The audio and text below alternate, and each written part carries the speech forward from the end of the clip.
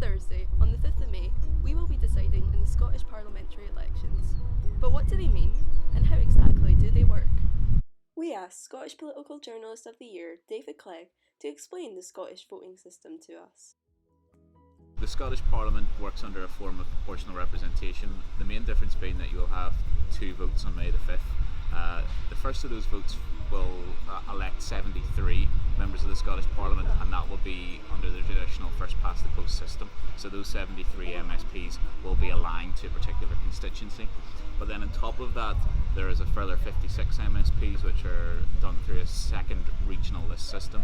So rather than voting for a particular candidate for the constituency, you'll be voting for a party in general, and that is the regional vote. Now the important thing is that some people sometimes get wrong is because this is sometimes called the second vote. Sometimes people think they can't vote for the same party on the first vote and the second vote. That's not the case. It's quite fine to vote for Labour in the constituency, Labour in the list, or SNP in the constituency, SNP in the list, or whatever. But in what ways are political parties targeting students? I think as far as students is concerned, there's been two main issues. One is obviously tuition fees, which remain free in Scotland, and almost all the parties are pledging to keep that the case, except for the Conservatives, who want to introduce top-up fees again. But also there's the issue about college places, I think, which is quite interesting, is that while the university sector's tended to have what is considered to be quite a good deal as far as government funding in Scotland is concerned, despite the fact there's been no tuition fees, colleges have faced significant cuts over the last 5 years. But regards to university students, I think while tuition is free and that has obviously been popular, it hasn't seemed to impact on narrowing the attainment gap. In fact, in Scotland, you're less likely than you are in England to go to university if you come from one of the most deprived backgrounds.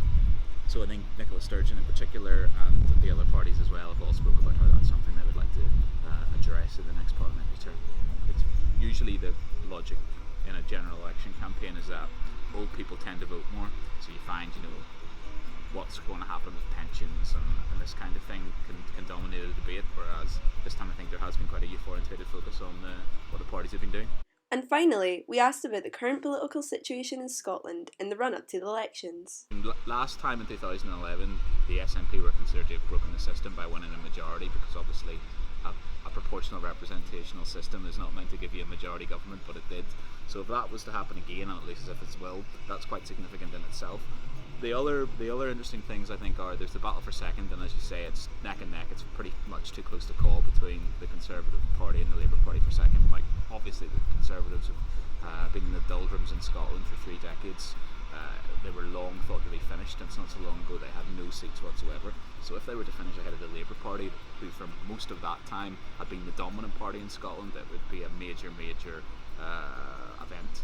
So now you know a bit more about the elections. Don't forget to check out the candidates before this Thursday. Scotland decides, and so should you.